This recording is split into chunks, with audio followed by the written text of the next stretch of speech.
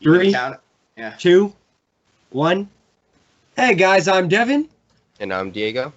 And I'm Max. And we're Baka Burrito. And we're back at it, and we're showing you today that we can actually read with this special episode where we're talking about books that should be anime, or could be anime.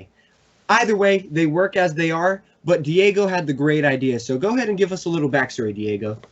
All right, so I've been reading things other than Wait, manga. You read? Right? Came as a surprise to me too. Oh, I didn't know that. Wild. And I was just like, man, like I really wish this had visuals because this is so badass. And I was reading this book called Poppy War. I'll just give up mine right now. I was reading this book called Poppy War, and I was just thinking like, wow, like this would be such a great anime. Like I want this to be animated. I want a series. I need more. And yeah, that's the backstory. Yeah. So we all got to talking, and we were like, yo, why don't we every so often like just put up a book that we've read or are reading, and like that, because we want to promote more than just anime, more than just manga. But reading is reading, right? It's fundamental. It's the cornerstone of everything. So if we just promote a book that we think could be a great anime, you guys will read that and be like, oh, maybe I can find an anime of the same genre and go and watch that. Or, oh, maybe I could find a manga of the same genre and go and read that. And for me, that's why I greenlit the idea and decided we were going to, that's what we were going to do. So without further ado, let's go ahead and get started. And Diego, before that, if you like the video, go ahead and like and subscribe to the channel. Also, leave a comment down below any books you think we should read. And don't forget, 2021 is the year we're trying to hit 250. So help us out with that. You're greatly appreciated. One question, Devin. Do I have to read if they suggest something? Have to? No. Should you? Yes. Fix that grammar. I'll For those of reading. you who don't know, Max is like the world's most atrocious speller, I'm the best speller, Devin. and that's why we're doing this video. Wait, this is a trick to get me to read? All right, Diego, take it away. All right, so the Poppy War is a book about this girl right here. We can't really see it, but I'll go ahead and put her on the screen. Oh, okay, yeah. Yeah. All right, so I'll just give a quick synopsis of the story. And then I'll go into why I think it should be an anime or manga. All right, so a quick synopsis is, all right, so there's this orphan her name is Rin. She's, an orphan, so she's abused by her, the same story that is always is. She's an orphan, so she's abused by her caretakers. And so she wants to get the hell out of there. And so the only way she can get out of there is by taking this exam, It's like the Chunin exams from Naruto or something like that. You can think of it like that. Okay. And once you take this exam, if you pass, you get accepted into the #1 school in the entire country. And this country is overrun by war. It's a dystopia. Everyone's hopped up on drugs. Already sounds like an anime. Yeah, it does sound like an anime. Yeah, and the government's super controlling. They make their citizens go to war and stuff like that. Check. Just every check mark you can think of. It basically should be top of the class, going to an elite school. Check. Yeah, exactly. Well, she's not top of the class because she doesn't go to school. Comes from nothing. Check. But has a training arc. Check. Yeah. Her training arc is basically just like books, reading tons of books and learning the history of war. Slightly boring training arc. Check. So it's like a captain's academy type of thing. So she's going to be like a commander type of position. Yeah, Okay. yeah, exactly. Yeah. So they're gonna train her to become a soldier. She's gonna be one of the leading generals or something like that. Okay, so it's like Fire Emblem Three Houses. Yeah, could be. Yeah, exactly. And so she makes it. She obviously basic. She passes the exam, and when she passes the exam, she gets there, and she's obviously the only one there that's from the slums. Everyone else is from like a general's son or daughter or something like that. They're super high up. Sure, this classes. isn't an anime. Already, there's a lot of classism because it is a dystopia. Yep. Anyways, they're at war with these horrible people. These people that don't have any regard for war crimes. Like there's no such thing as war crimes. So okay. So before we get into that too much, because I don't want to get like the rest of the story spoiled, but I do want to hear a little bit more about the villains. So is it one of those situations where the villains are like it's very clearly one-sided? Who's the aggressor? Who's the bad person? No. Oh, okay, so there is a dichotomy. Because she lives in a dystopia. Yeah. Like the country she's in is already effed up. So is already effed up, and it's controlled by people that are evil. I don't want to say evil, but they're controlling. They got all their citizens popped up on drugs. Yeah, they're not friendly. They're not good guys. They're definitely not good guys. And so she's fighting for these people because it's for her country. But it's just that the other people are just like even worse because they don't even follow the war crimes. You know what I'm saying? They do war crimes. They don't even follow the rules of war.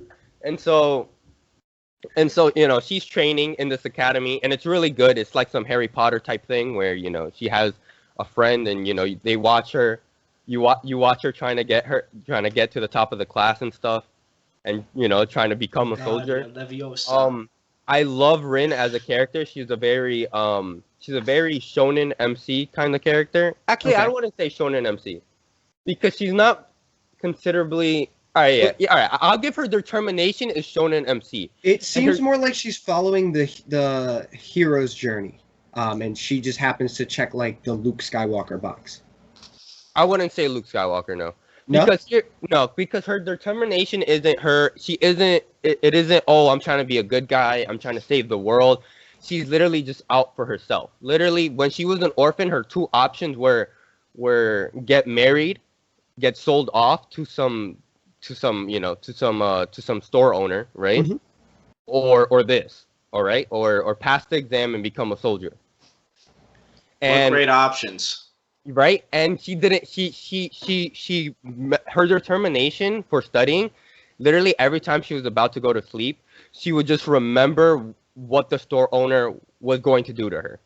We could all imagine, I don't have to say it. We could all imagine. It was pretty. I told you the story's pretty gruesome. Yeah. She would just imagine, and that was her determination. And I was like, that is such a great way to that's great determination. That's great motivation to push through it. Like, it makes sense why she's willing to go through all this stuff, And so it's just. He was getting a little too excited about the torture that she's gonna go through. He's not. I'm not excited. It was just funny the way he worded that. I'm excited. I'm excited because of what she goes through and how and what she becomes. So she doesn't have to become that. She doesn't have to become the normal housewife, the normal, you know what I'm saying? What they go through, what other orphans go through. Okay, so to ask some more questions, and then we can move on to Max. Right? Yeah. I think I'm gonna have 3 questions, right, in total. Okay. Right? My first question is, what genre would you place this in if it were an anime? I guess it would be a grim dark. It would definitely be seinen, correct? Yeah, it would probably be. Is Attack on Titan a shonen? Isn't Attack on Titan a shonen? Yes, technically. Dark fantasy also. I think because of her age, because I think she's like 15, 16 years old. So I think because of her age, it'd be classified as a shonen or something. Okay. Or but yeah, like it would have seinen themes in it because there's there's genocide, there's rape, there's there's a bunch of very mature adult themes. Yeah. Also, there's a power system. That's why also it could be, very shonen-esque. There is a power system. There seems to be she goes into, because there's different classes in the school where you could become like a strategist, a healer and stuff like that. Okay. She becomes a lore master, which she knows a lot about gods. And when you learn about the lore, you get powers. The gods literally give you abilities. They literally give you abilities. And you remembered my name, shoot lightning. Basically. Well, no, it's so much worse than that. The gods I'm sure. The gods are so unforgiving in the story. They literally it's literally like having a pact with the devil. Like it's crazy how they call them gods because it's literally like having like a pact with the devil. Like you're selling your soul. You're like You know, there's ways to do it so you don't. Yo, And I'm not gonna lie. The way you've been talking about it, I'm getting like it's reminding me of Magi, but Yeah. Yes, so like the yes, Jin, Magi, the Magi Jin are would be the great. gods, but the Jin don't care whether you're good or evil as long as they respect who you are. Like they could team with you, and that's kind of the vibe I'm getting. Like because Magi is like a lighthearted shonen, but like it's dark. There's slavery. There's assault, abuse, etc., etc. Um, You know, and prostitutes and yeah, stuff like that. Yeah. yeah, so Yeah, you're right. That was a great thing. Yeah, it is. Yeah, I could for sure be like Magi, 100% like Magi. Instead of like dungeon diving, it's you're in a school setting. yeah, There's a lot of school rivalries, right? But the rivalries aren't the typical, like, hey, it's not like an Asta and I forgot Asta's Absolutely rival. not. Doesn't sound like. so Yeah, it's not a friendly rivalry. Like they hate each other. Like they straight up hate her because they're classes. yeah. They think she's an orphan. They don't think she belongs, and so they bully her and stuff. So speaking of the characters and the gods and everything like that, how well do you think, like, how memorable do you think these characters are, and would they need a crazy design, or could they have a subtle design and still be memorable as characters? From what I remember, it's very subtle designs because they are very realistic. The main character isn't someone. It's a point that the main character isn't some super beautiful girl with white hair and like crazy green eyes or something like that. She's a very mundane looking character. I'm picturing like the way you've been describing her, like closer to like Sasuke's mom. Yeah, I'm picturing like short hair, yes. like yeah, she has short hair. Yeah, of course. Yeah, like hair. dark hair, dark eyes, plain dark features. red maybe or something. Yeah, I'm pretty sure. Yeah, it's a very Asianist culture. So dark skin too. She's very They make it a point that she has dark skin, and dark skin isn't beautiful in their world, and so yeah, sign me up. I'm telling you, it gets down to the nitty and gritty, and it does it in a beautiful way. It does it in such a beautiful way. All right. And just to sum up, so we don't go too long on it. Yeah. My last question. This is for you specifically. Okay. What studio do you think could do the best with this source material? What studio? Okay, now here's the thing. I don't know a lot about studios. Oh, or you could compare it to another anime. I have a couple studios. I have a couple studios in mind from but they're all like super popular ones. So Mappa would do a great job. Okay. They did the super gore with Attack on Titan, so I can for sure see them do a good job with this. Because in order to capture Attack on Titan does like war really well. Yes. Or not war, but like the ugliness of war really well. Yes. And so I think they could for sure do a really good job with that. Honestly, I wouldn't say I want to say production IG just for the fluidity of the motions and stuff, and I feel like that would be really good for the but they do stuff like Kuroko no Basket, so I don't think they could capture the same It would definitely be hype to watch. Yeah. You got that energy. Yeah, it would be hype to watch, but I think the low moments wouldn't hit as low,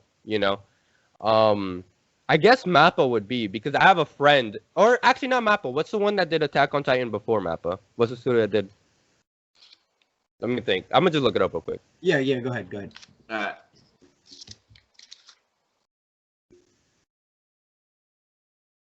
Because that's a good question. I think I know exactly what you mean, because I do like the stylistic choices of Attack on Titan seasons 1 through 3 more so than I like season 4. What I like about more their art style. Is it IG Ports Wit? Yeah, sounds right. Yeah, what I like about their art styles, they make it very eerie, like a very eerie kind of feel, especially when you see the Titans. Like, I feel like the way you're describing this, like having that eerie kind of unsettling feel in that world would add to it, because especially even when the Titans aren't there, like the way they do the coloring, especially in the first few episodes, like kind of like a darker color, like more of a sunset looking feel, which says like, oh, something is coming. Yeah, something's coming. Characters are about to get effed up. Yeah, I'm so annoyed. There's a fruit fly. Also, one studio that I was gonna say is the studio that did the first season of Terraformars might also be very good. They were able to catch like a like a feeling and sense of dread very well, like a feeling of like hopelessness very well in the first season of Terraform Those Mars. living freaking roaches of death. Yeah. And there's definitely points in the series where the hopelessness gets to a point where that you need a studio that can capture that sort of atmosphere. Yeah. Because just like I have a friend that told me that when she was watching Attack on Titan, she literally just had to stop because she just felt so hopeless about the situation. She was just like I just don't see how they're gonna get out of it and stuff. What are you talking about? Hopeless. Attack on Titan's not hopeless. So I think IG Port would be a good studio for this, capture that, because I did the same thing for this book. I literally had to stop reading a couple points because I just got so angry and the feeling of dread was just too much at some point where I was like, I have to take a break and I'll come back to it in like a week or something. So, okay. It sounds great. I'd like to check it out. I'm probably going to ask you to borrow that book off camera. I'm going to ask you to animate it for me so I can watch an anime series. I hate check it out, Maka Burrito. Diego made a version of the book. All right. So next we have Max, and he actually picked a pretty good one. So Max, I'd like to hear yours and give us a light summary of it, and I'll ask you the same questions. Mine is a little more lighthearted, I'd say. I'd argue it only starts that way. Yeah. At least you start off on a good note, Yeah. And that is a series that a lot of us have probably watched the movie as a kid, at least. It's Eragon. Yeah. You're good. I'll put the cover on screen.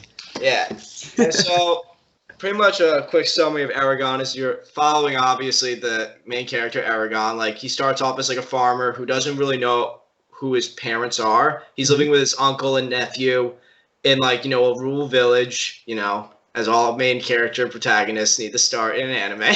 Yeah. And one day, when he's hunting in the forest, pretty much this round sphere rock appears in the middle of the woods in a burst of fire.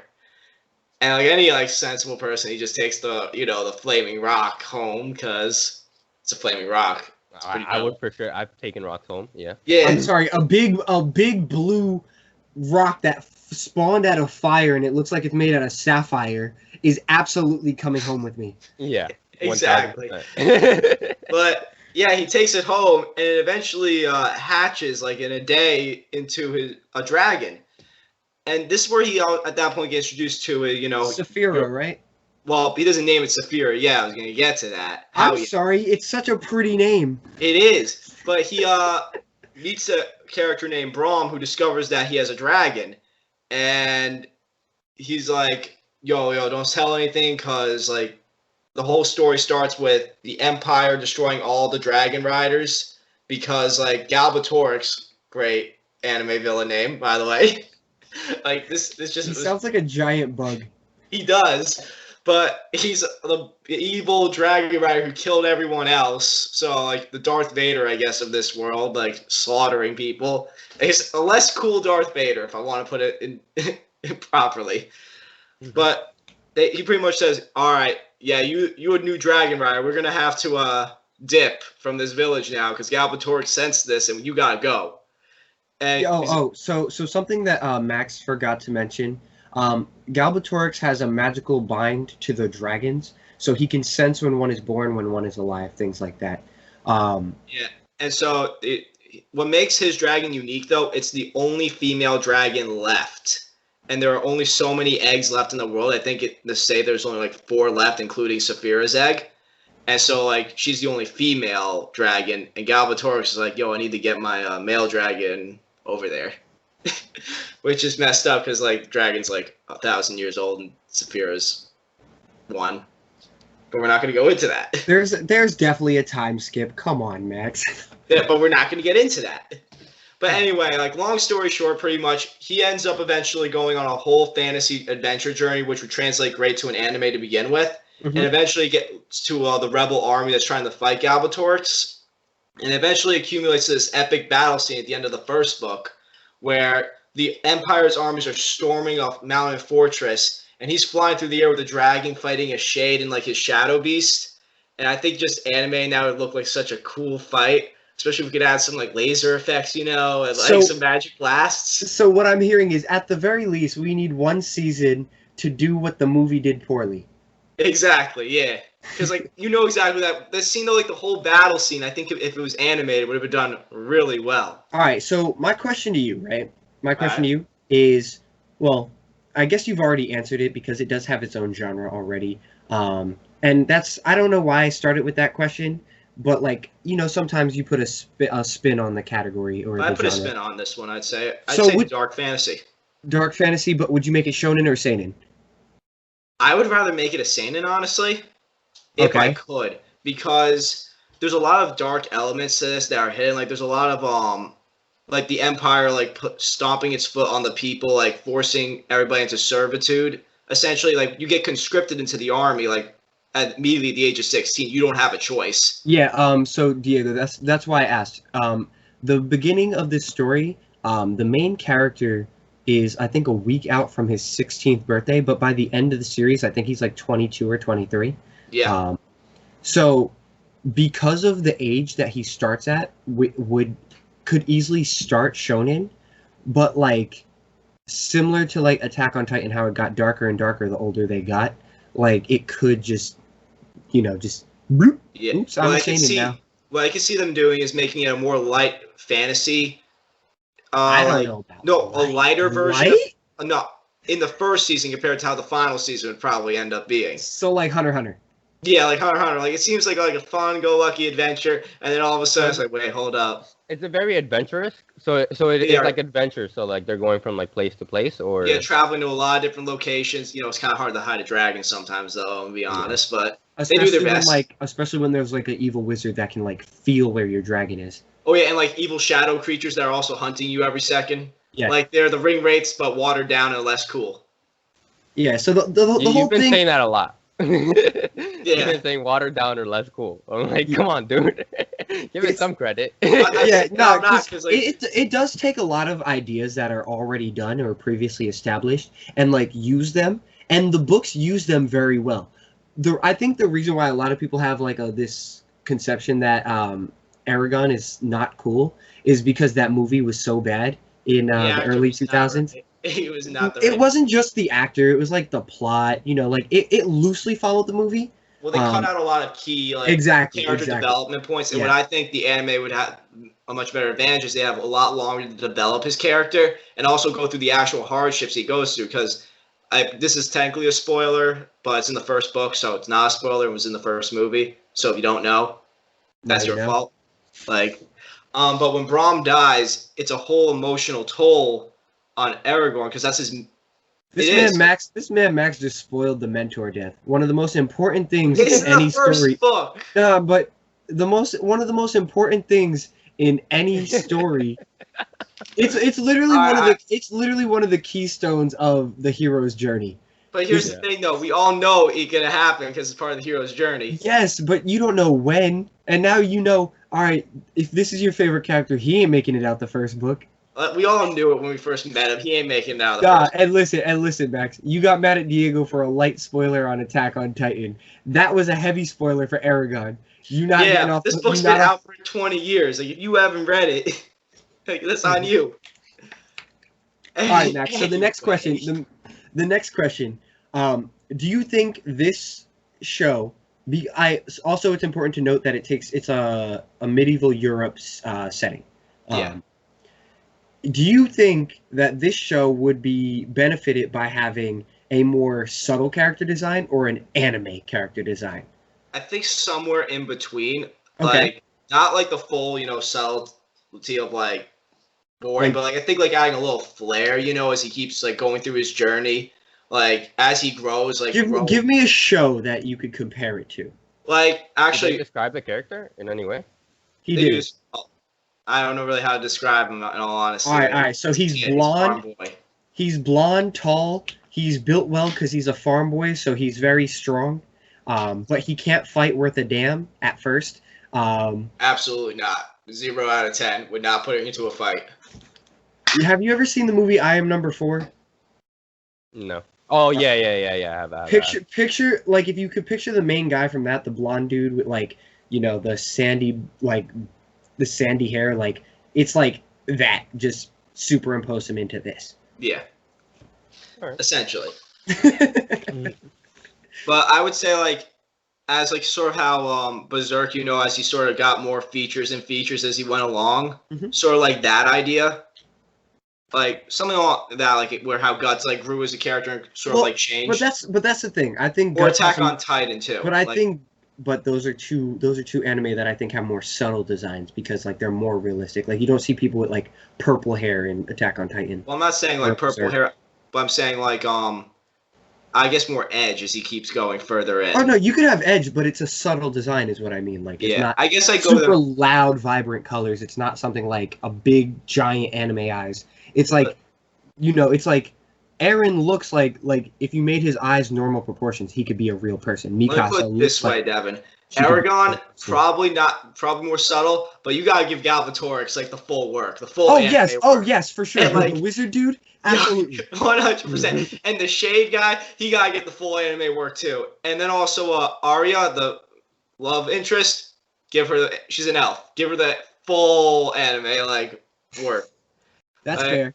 There's certain characters in the show you have to give like the full anime work because I feel like you would do a disservice not to. And then there are other characters like Aragorn or Murtagh and Braum that you can give a more subtle, like, calm design to. Okay. I think it depends also on your profession or field that you're in this world. Because, like, there are dwarves there like Auric, who you could give the king of the dwarves, who you could give, like, a more anime feel to, like, dwarven anime feel. I don't know. Okay, so you're saying, like, the more human characters, keep them muted and grounded and human. But Except for Galvatorix. That man need to be hardcore. But the more fantastical, the more magical they are, the more you can afford to just go above and beyond. Well, so like almost like a Ghibli film. A little like a Ghibli film, yeah. I guess so. Okay. So the next I know. So the next question becomes hold on. I forgot the wording of my question. Yes. Okay, so for the studio, who or what do you think could animate this the best and do the most service to the story? I think Madhouse. Okay.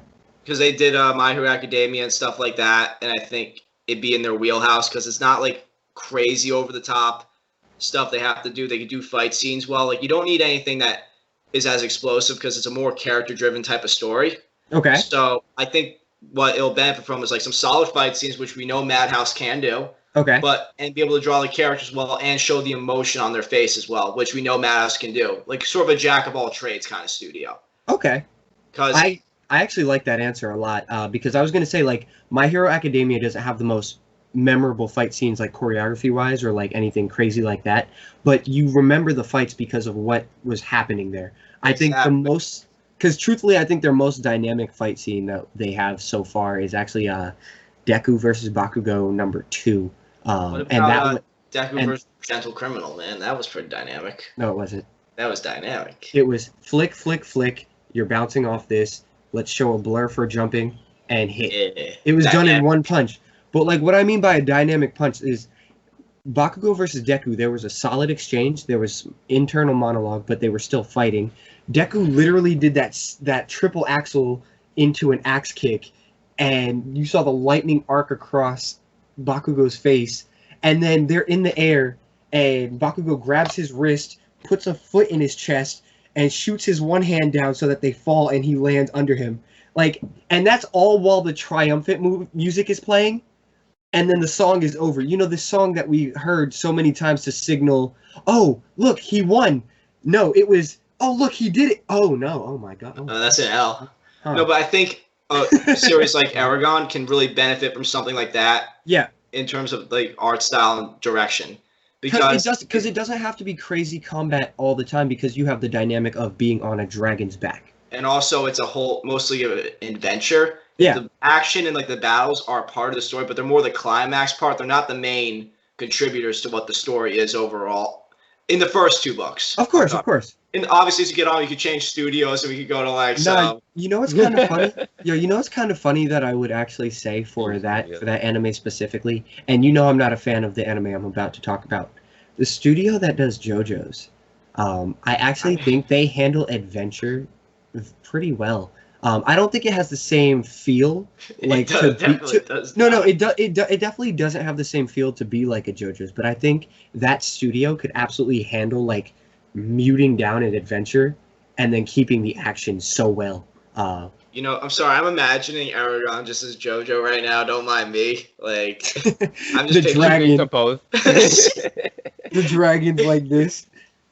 Yo, what are you talking about? Like, you have the DOC, but like Galbatorix versus Aragon. It's me, Saphira. Actually, you know what? That might Yeah, that's pretty good, yo. You Wait, sure you don't like JoJo's? Shut up. So does that mean Saphira turns into a human at some point because we're in anime now, so we can do that? No. All right, because I'm just wondering because it sounds like that's what you want all of a sudden. So, I'm gonna go ahead and jump into mine, and then you guys could ask me the same 3 questions. Yeah. Okay. I'm throw you a curveball, but okay. So, my book, don't be alarmed. This is the complete works of William Shakespeare, one of the best playwrights in history. Obviously, we've all read something of his. However, that entire book only costs $8.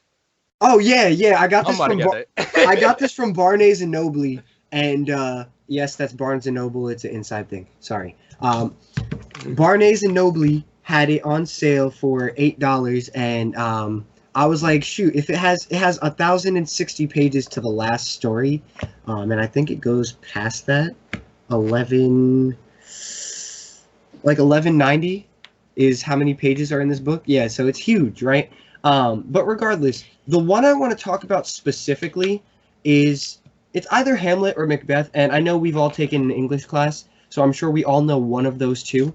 If you don't know, Macbeth is the story of a greedy thane who's trying to overthrow his king so that he becomes the ruler of the kingdom, all because he heard a prophecy that he would. It's very similar to like Anakin Skywalker, who's the child of prophecy. Macbeth has always given me that kind of a vibe, where he's supposed to rule the kingdom. And, for better or for worse, he does. And then it's taken, almost immediately. So, because, He had it, though. He got it. Because, the prophecy is low-key crazy. They're like, no man born of a woman will ever be able to kill you. And he's like, all right, cool. I'm never going to be killed. The guy that kills him was born in a C-section. Oops. Wow, what a loophole. What a twist. And then one of the things is you won't be killed until the forest sprouts legs and moves. And what the army does is they chop down the trees and they carry all the trees with them so that they can't get shot by arrows. That oracle just wanted him to die. Oh yeah, for sure. And so I think Macbeth is the perfect story of tragedy and treason and rebellion, that it can be done so strong, so well. And Hamlet, even, it's a story of treachery, story of tragedy, story of revenge. And this is also another story, Hamlet, the crown prince, is off at school. He finds out his father dies, and then he discovers that his uncle was the one that killed him, and his uncle is now with his mom. This whole thing is wild, right? And he's seeing this girl, but he wants revenge, so he's like, I don't need her. And she ends up killing herself, but she's the daughter of the guy that's now banging his mom. So the whole thing. Wait, is that his uncle? It's weird. So he was fucking his cousin? I think so, kinda, yeah. It's Shakespeare's time. That's what they done. Yeah. All I know is I'd be watching this. I'd be like, every episode would be like, yo, what? Plot twist? Yo, wait, hold up. Stop with all the twists. I need an episode. I need a beach episode. But sounds like Bungo Stray Dogs. Word. Nah, hold on. We got spoiler. We have a video on Bungo Stray Dogs coming up for you guys. I low key put Diego on. Whether he likes it or dislikes it, I don't know yet. All I'm gonna say so far is season 2 is go on. So the reason I picked Shakespeare and the reason I highlight those two specifically is because they have such good fights. They're character-driven narratives, and they're already plays, right? I think the advantage that these have over the stories that you guys picked is that they're already adapted to be viewed. They're already adapted for something like that. Plays, yeah. Yeah, so Hamlet, for example, is 4 hours and 2 minutes, right? If you cut that down, that's something about that could be 8 episodes unedited, right? Yeah.